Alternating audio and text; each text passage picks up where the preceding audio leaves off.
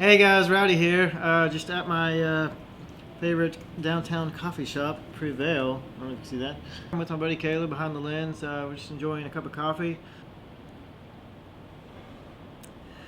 I decided this would be a great time to address some of these questions I'm getting. I really like what I've seen. Some of the questions I really couldn't have expected. So awesome. So let's get right into it. All right, first question. Heather Feather asks, as someone who's had the experience with being different, how should we encourage our kids to treat others with the same issues? Obviously with kindness, like they'd treat anyone else. But is it okay to tell them, yes, you can ask questions about their condition, or is it not polite? I've wanted to raise my kid to be respectful, that we come in so many shapes and sizes and personalities, but I've been unsure how to address this. Is it rude to allow kids to ask questions? My answer to that is, I get questions all the time from kids, and it is not rude. Like if anything, I always feel bad for the parents when I hear, "Mommy, Daddy, what happened to that man's feet?" Like I'm just like, oh, that poor parent. Everybody's different. Some people may be more sensitive about whatever their condition is, but think about it as if you would ask a question to anyone else. Why is this like this? Why is this like that? Like you probably don't want to start out, "Hey, I don't mean to be rude," or "I'm not trying to be mean," or whatever. Like, what happened to you? Just say, what happened to you? But that's my opinion on that anyway. But like I said, everybody's different. David Barber asks, I have an 8-month-old with cardio regression. As a parent, what can I do to better understand the way he will look at life? What was school like, socially, movement from class to class? What kinds of jobs did you do or did you have? And what do you think about your legs being amputated? Do you agree that your parents' decision to amputate? Do you wish you had your legs? My only advice, I guess, would be like one thing my parents always did for me is just, allow me to just do whatever I thought I could do. I think it allowed me to grow up with a sense of I can do whatever I want, whatever I put my mind to. School, I think I dealt with bullies about as much as any other normal kid. The jobs I applied for mostly had desk jobs, things like that. I never had a passion to do construction, so I never really felt like I was missing out. But job market was limiting. But I think ultimately, still you can do whatever you want. I still had tons of options. And do I agree with my parents' decision? The way it was explained to me how my legs would, develop and not be useful, I totally agree with the decision. It made my body far more mobile. I think it really helped me out a lot. These are all fairly complicated questions. Definitely going to be going into what was like growing up, what my parents did in future videos. Maria Luisa, I'm sorry if I'm mispronouncing that, asks, hello from Portugal, hello from America. My question is, have you ever felt that your condition affected the way you're viewed by the labor market? And wishing me lots of success on my channel. Thank you for the wishes, I appreciate that. I never really tried to apply for jobs I just knew I couldn't physically do. So I never really felt discriminated against or anything like that. I've always felt like I can earn a living or I can make it. I've never really thought anything of it, to be honest. Owen Robot. Hi Rowdy, so glad you made this channel. You have a great personality for entertainment. If this blows up, which I hope it will, do you have any ideas for the future of the channel?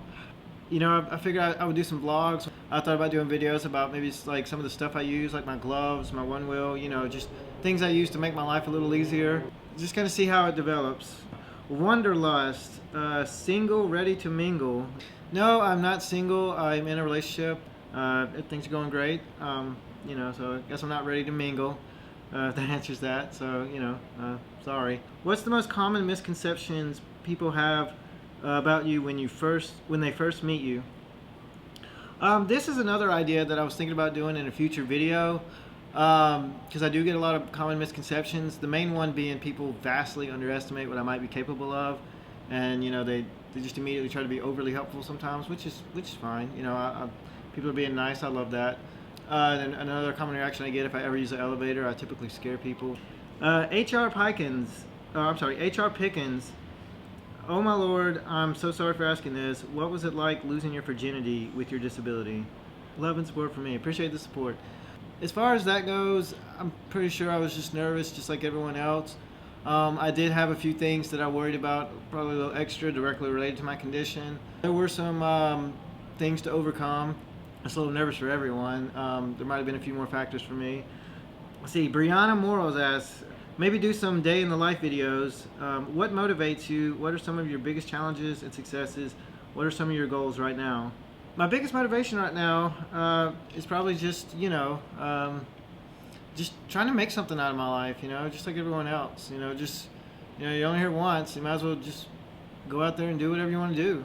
Challenges, that's a difficult topic too. For example, you know what I really hate? I hate rainy days. Sometimes that's a challenge for me. So I'm going to go into that more in future videos. Right now my goals are to have a successful YouTube channel, eat healthy and stay on my PT regimen, which I've started recently, trying to be a little healthier. I got a few project goals, just trying to accomplish a few things. Riku asks, what kind of music do you listen to, my guy? And then also, I think somebody else asked about music. Distorted Fuzz also asks, what's your favorite music, artist, or groups? My music interests vary. Like, the only thing I mainly don't like is I'm not huge into rap and I'm not huge into country. But I like alternative rock, I like instrumental, I like all kinds of music really. Anything from Linkin Park to Trans-Siberian Orchestra. What other sports do you intend to practice? I don't know if I can pronounce this name. Vanir Goncalves de Oliveira. I'm sorry if I butchered that. Tennis is the only thing that I'm kind of active with. Thinking about maybe trying wheelchair basketball in the future.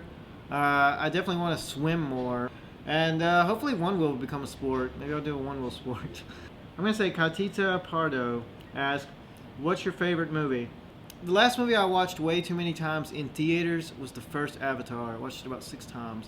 So I'm going to say that is automatically by default my favorite movie. Margux F asks, if you could be anyone for a day, who would it be and why? How would you spend that day? My favorite sport is football, although I don't really have a favorite particular athlete. Any football quarterback, be that guy on game day, and see what that is like. Lubella, or Lubella's World, asks, my question is, where do you get all your motivation and adventure for life from? I think it's inspiring. First of all, thank you. Basically just, wanted to be somebody. I didn't really care as much through my mid-20s, but now that I'm a little bit older, I feel like life is definitely not something you waste. Keeping that in mind is my motivation to get up in the morning. Lily Rose says, you look pretty buff. How much can you lift? I appreciate the compliment. I actually don't really work out much, so I'm not sure. All my workout comes from, just daily tasks, moving around on my arms. I'm going to do a video in the future when I go to the gym or something, and we're just all going to find out my max together. And I think that'd be really cool. Visky252 asks, do you have a job? I currently work part-time at a non-profit organization called SurQuest. Basically what we do is we go out and we try to find good stories to tell. People out there doing good things and nobody knows about it. It's a really cool organization to work. It's pretty fulfilling. I'm enjoying it a lot. Kelly Burton, my sister, thanks for the support, sis. What made you want to do videos? Honestly, I never really thought about it, up until maybe a year or two ago. People just started suggesting, hey, you should make a YouTube channel. Hey, you should make a YouTube channel. After learning more about it, it seemed like a lot of fun to do, so I'm giving it a shot, and hopefully it is a lot of fun to do, and I'm going to keep doing it. I really enjoyed going through all the questions. There were definitely a couple that I've never heard before, which that was pretty awesome. I'm very much looking forward to putting out some future content. I think it's going to be a pretty awesome channel, and again, thanks for all the support. Alright, I guess now that I got my channel up, I'm an official YouTuber, so I get to say like and subscribe, and leave your comments in the comment section below if you have any suggestions or anything like that. And that's it for now. See you guys next time.